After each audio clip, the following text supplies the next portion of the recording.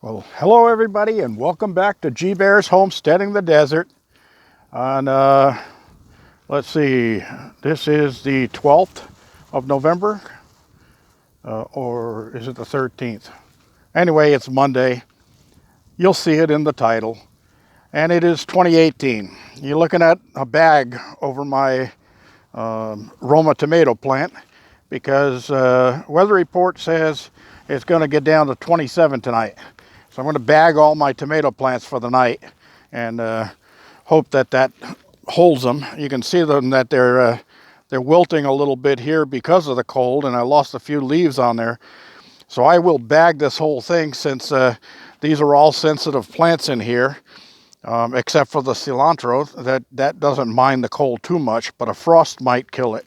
So I'm going to bag that whole pot right there.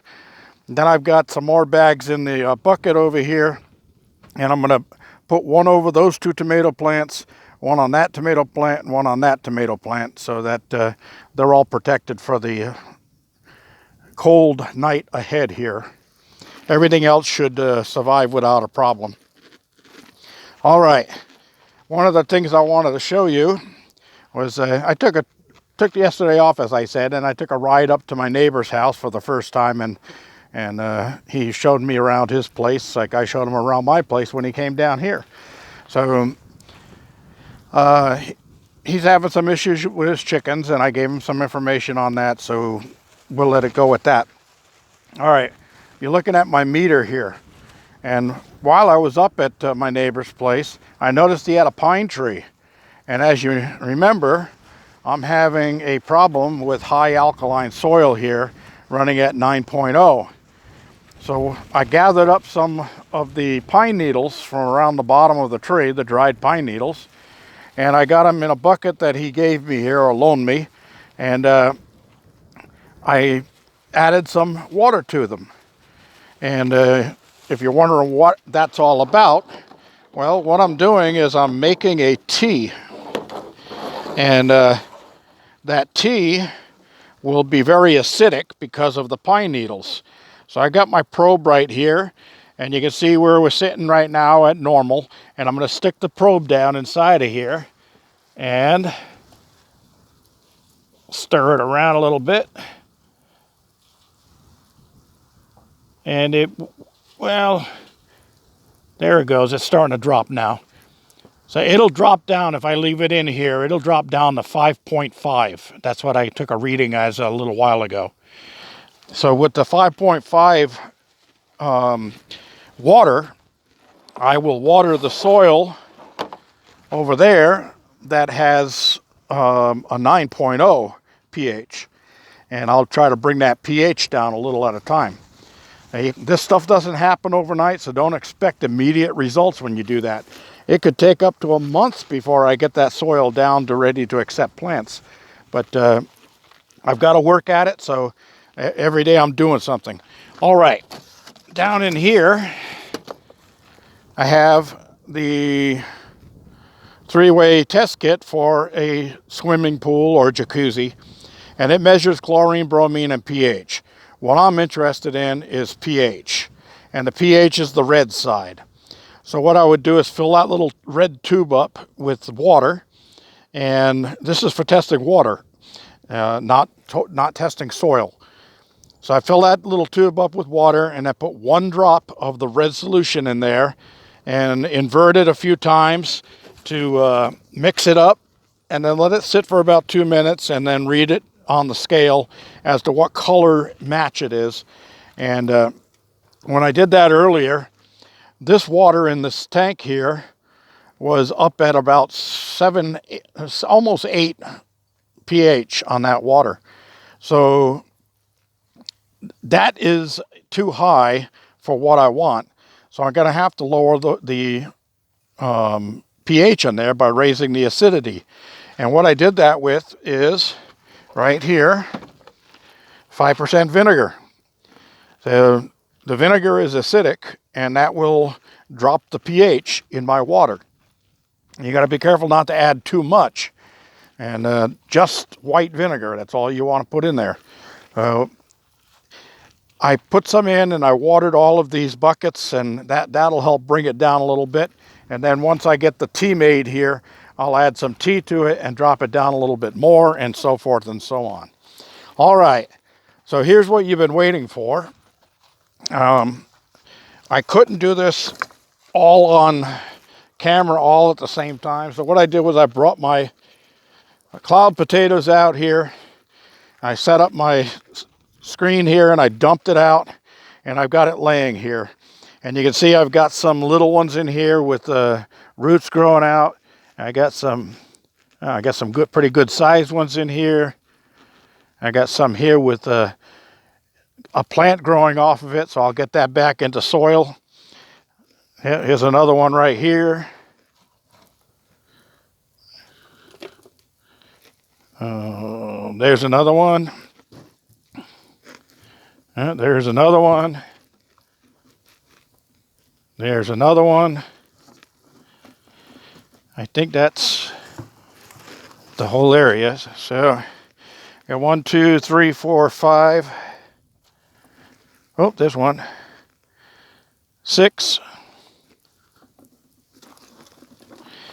6 full-size ones, and a whole bunch of little ones.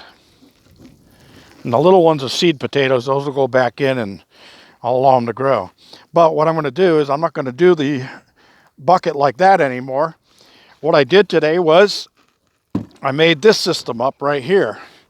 And I told you I was going to come up with a new potato grower, and this is it. Now, this is one bucket inside the other, but look what I did to the one that goes on the inside. I cut the 2 sides out of it and the 2 ends out of it. So now I'll put this in here, and that keeps the bottom up out of the other bucket by just about 4 inches. So I've got a drain off, a runoff there, where instead of the water coming out of holes in the bottom of a planter bucket or a flower pot and running onto the ground, now I'm going to let it sit in the bottom of this thing, and then I'll be able to just pick this thing up and give it a little slosh around and dampen the water down in the bottom of this little tray, which is about a 1/2 inch deep, and let that get into the soil too. So I won't have super soaked water, I won't be wasting water, and I'm going to grow my potatoes in this thing. Then when it comes time to harvest, all I do is grab this bucket, bring it up, shake it like that, get the soil out, and I can see all my potatoes. Pretty cool, huh? All right. So I got this over here so that I can gather up whatever potatoes I got that came out of that bucket, and take them in and wash them off and get them ready for eating. All right. I think we've got everything covered down here. I've got to move fast because I've got a lot to cover today. And I went over to Forever North's Sanctuary YouTube channel, and he got his inverter in. He bought a PowerJack because I told him that I liked my PowerJack, so he bought one of his own, but he got the newer model. And you might want to go over to his channel and check it out. But it's the same rating. It's an 8,000 watt LF with a 32,000 watt surge, which says right there, 32,000 watt surge. But his has a fan in the top here, which I think it's on one of these 2 sides. But you got a fan on the end and a fan on the top, which I wish this one had. I had to put an extra fan over here and an extra fan over here, so on the really super hot summer days, I can keep this thing cool. Now, the reason I'm here is I've been through this once before in some of the older videos, but he's talking about connecting his, so I want to cover up some of the things about connection. Over here, line 1, line 2, and neutral. That's for making a connection to a panel, an electrical panel. That's your grid connection.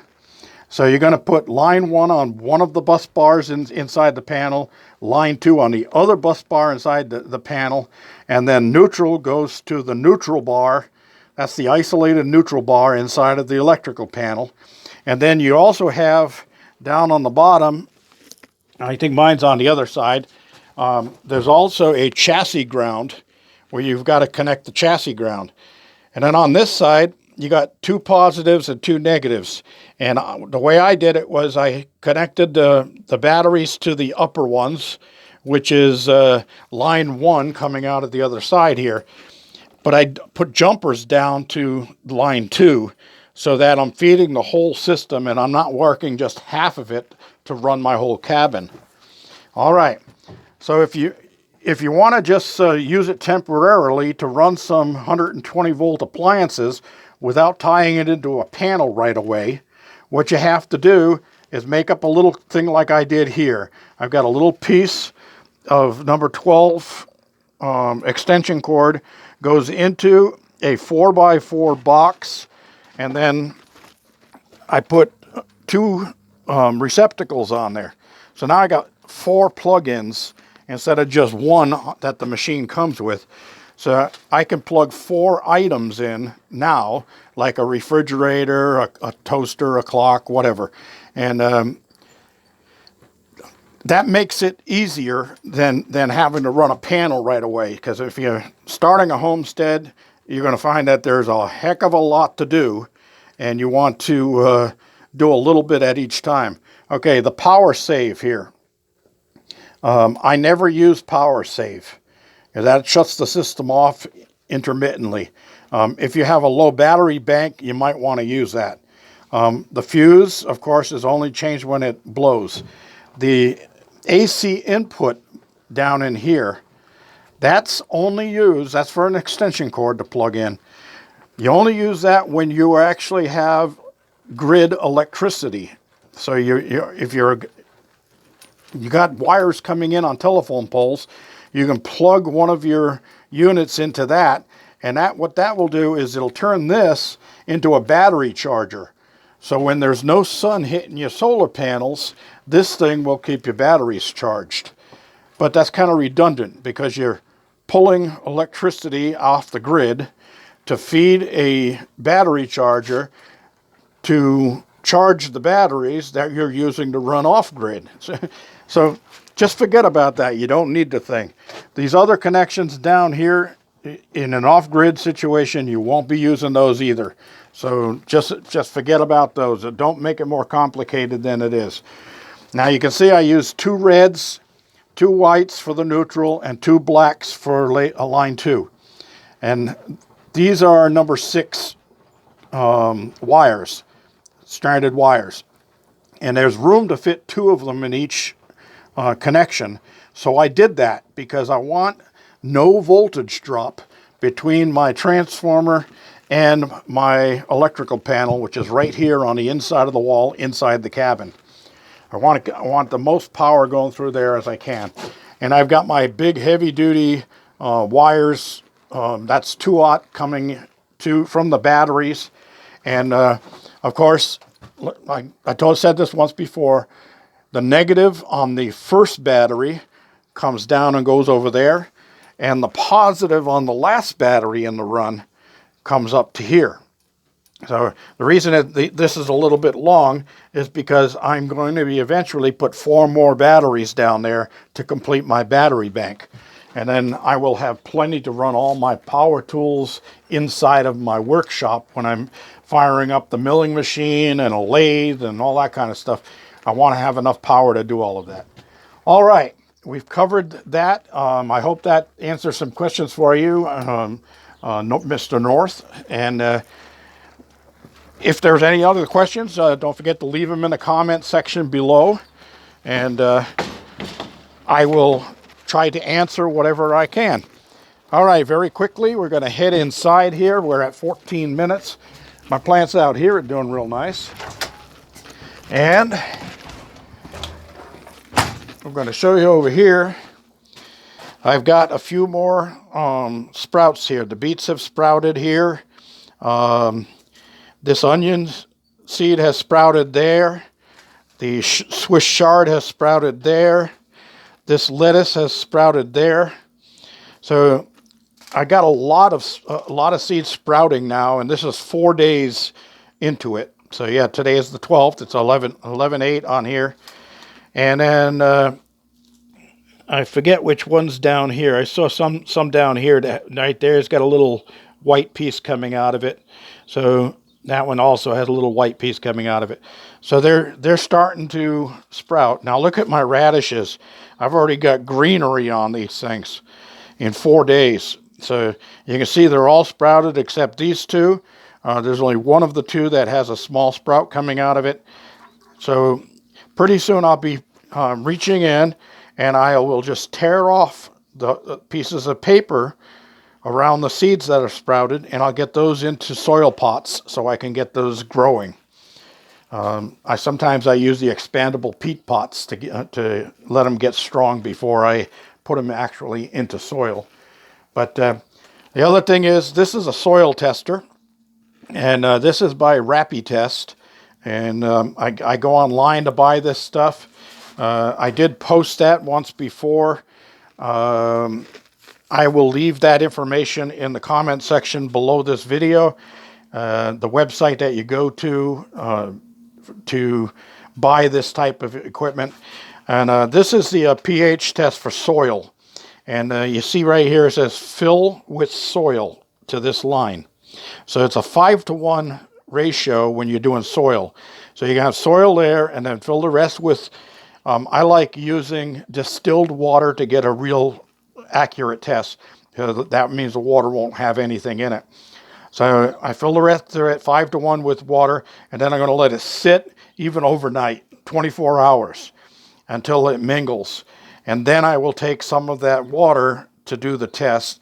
And all you do is open up one of these capsules, pull it apart, and you dump the powder into the test side of the unit. This is the fill side, so you can get your tea made. And then you'll test it on the other side and match it against the colors on the color chart. Then you have the NPK tests.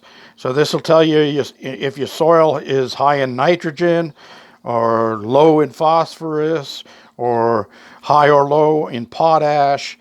Whichever way your soil is, you'll get a proper reading out of this, and then you can use the proper fertilizers to adjust that soil to be ideal for the plant you're going to grow.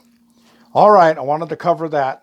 I also spent some time on the computer because it was cold and windy today. I made up some more of my cards that I hand out when I'm in town talking to people. And this gives them a reference to where they can go to my YouTube channel. So some of you people out there that are trying to promote your channel and get more subscribers, I found this method to work pretty decently. I give people a couple of cards so they can hand them out to friends. And a lot of times what they'll do is they'll take one card and go on, check it out. Then they like the channel and they give that card to one of their friends and say, hey, check this guy out. And they don't have to write anything, it's all on here. This is a one-sided card. There's nothing on the back. And then this is the two-sided card. This has the information on the back and just Bear's YouTube channel and some pictures of solar, wind, and fire, and my little bear on there, and then the camera showing that I'm a YouTube creator. All right, that's all there is for today. It's a long video. I'm going to cut it off. Don't forget, if you haven't already, give me a like down below. Subscribe if you haven't. And tell your friends.